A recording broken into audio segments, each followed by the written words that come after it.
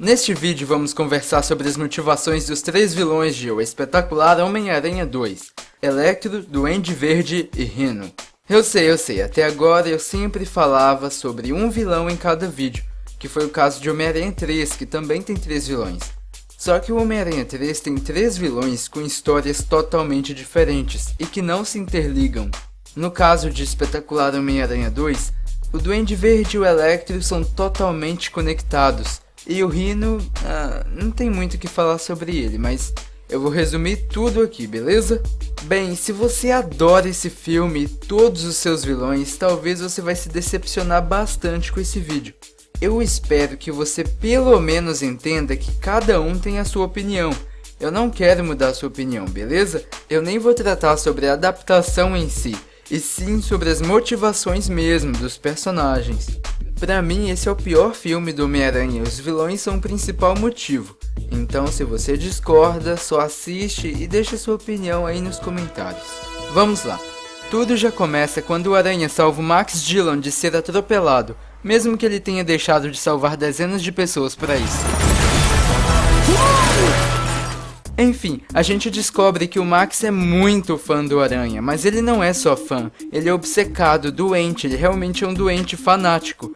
E ele trabalha na Oscorp, olha só que coincidência.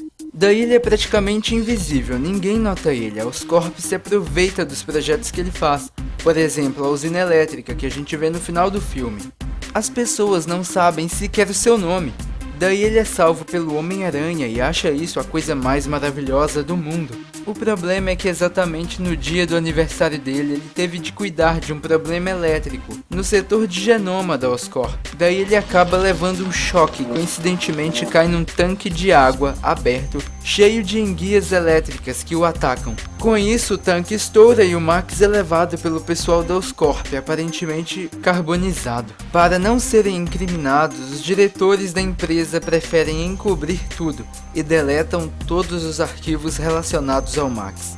Porém, ele não morreu, e então ele sai de onde estava e começa a andar até a Times Square, que é um local de Nova York bem famoso onde existem muitos telões de propaganda, enfim, muitos aparelhos eletrônicos. E ele chega lá e todo mundo se assusta porque tem um cara azul luminoso sugando energia. Algumas pessoas começam a filmar ele e os telões que antes estavam cheios de propaganda agora estão mostrando o rosto de Max, todos os telões. E ele diz: "Agora as pessoas estão me vendo." Normalmente as pessoas fugiriam, mas preferem ficar assistindo tudo, assim como essas pessoas aqui. Então chega o Homem-Aranha, que vê que o camarada azul aí é o mesmo cara que ele salvou antes, e pede para os policiais não atirarem, porque é o amigo dele. Max pergunta ao Homem-Aranha se ele lembra seu nome, e o Aranha diz que não. Mas na hora que ele tenta lembrar, o Max já responde, daí o Aranha: "Sim, é Max, eu me lembro", e pede pro azulão não pisar na grade, que é de metal, porque era perigoso. Só que ele pisa sem querer, daí o policial começa a atirar, e ele fica com raiva e tenta atacar de volta, só que o Aranha dá um chega pra lá nele, e todos os telões começam a mostrar o Aranha. Com isso, o Max achou que o Aranha era um egoísta e queria ser o centro das atenções, e passou a odiá-lo. Sim, ele saiu lá de cima, hiper fã do Aranha, até lá embaixo, odiando fortemente, em só 4 minutos. Depois dessa zona toda, ele é capturado e agora a gente vai falar sobre o Duende. Norman Osborn estava doente, não conseguia mais conter a doença e morre. Então Harry passa a ser o presidente da Oscorp, só que os diretores não gostaram disso. Harry também iria morrer se não tentasse conter a doença, então ele pesquisa sobre as aranhas que o pai dele estava criando junto com o pai de Peter. Aranhas que curam doenças, mesmo que isso não faça sentido. Então ele fica sabendo que elas foram destruídas e tenta convencer o Aranha a dar seu sangue para ele se curar, porque ele presumiu que o Homem-Aranha recebeu seus poderes pelas aranhas da Oscorp, o que é verdade. Mas se elas curavam doenças, por que o Homem-Aranha ganhou poderes? Deixa pra lá. Então o Aranha diz que não, que é perigoso. O sangue poderia não ser compatível, e isso é verdade.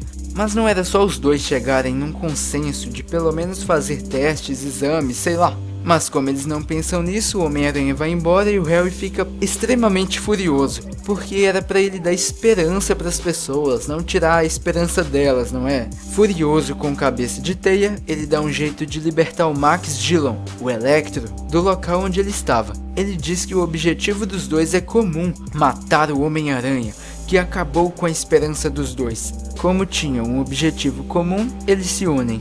Harry diz inclusive que precisa do Max, então Max se sentiu importante e não pôde recusar.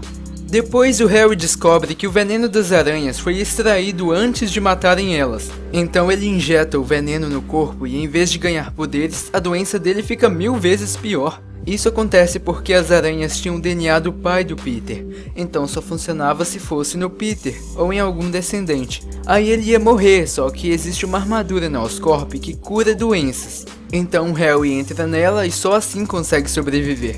Mas se existe essa armadura, por que o Norman não usou ela antes e sobreviveu? Por que o Harry não preferiu pegar essa armadura de uma vez? Por que eles não usaram a tecnologia de cura da armadura em um remédio? Nunca vamos saber. Por algum motivo, a armadura que cura doenças tem um planador que voa e bombas também. Beleza! O Electro queria apagar a energia da cidade para mostrar para a população como é viver em um mundo sem energia, sem luz, um mundo onde não pudesse enxergar nada, nem ser enxergado, para todo mundo saber como ele se sentia. Que plano é esse, hein? Desse jeito a companhia de energia da minha cidade é bem do mal também, porque eu já fiquei sem energia várias vezes. E acredito que você também. O Homem-Aranha acaba com o Electro e é então que aparece o Harry doente verde. E quando ele vê o Aranha com a Gwen, percebe que o teioso é na verdade seu amigo, Peter. Eu vou destacar aqui a atuação do Danny DeHaan, que fez o Harry. Poxa, a atuação dele é muito boa nesse filme, pena que o roteiro não ajudou. Mas continuando, ele pega a Gwen para tirar a esperança do Peter, da mesma maneira que o Peter tirou a esperança dele. A gente já sabe o que acontece com a Gwen no final e o Harry acaba indo pra prisão. E é isso, essa é a motivação dos dois antagonistas de O Espetacular Homem-Aranha 2. Mas e o Rhino? Bem, o Alexei Sisevich no começo do filme é pego pelo Homem-Aranha após roubar uma carga de plutônio. E no final, Harry conversa com um dos chefões criminosos da Oscorp para reunirem um grupo, que no caso seria o Sexteto Sinistro. E eles queriam começar com o Rhino. Eles libertam o Alexei da prisão e dão para ele um traje de rinoceronte para roubar um banco. Eu não sei como ele fez isso, mas ele roubou o banco e quando saiu, a população corajosa de Nova York ficou vendo ele lá de buenas, como se fosse uma atração pública, até o Homem-Aranha aparecer. Então ele nem é exatamente um antagonista da história, ele só é um personagem do Homem-Aranha que foi colocado no filme para abrir um gancho pro filme do Sexteto Sinistro, que nem vai mais acontecer. Estes foram os vilões desse filme. Discordou de mim em algum momento? Deixa aí sua opinião nos comentários que a gente pode ter uma conversa saudável. Opinião é opinião, cada um tem a sua, beleza? Em breve teremos um vídeo falando sobre o Abutre de Homem-Aranha de Volta ao Lar. Na semana que vem vai ser de outro filme. Então é só aguardar. Até mais!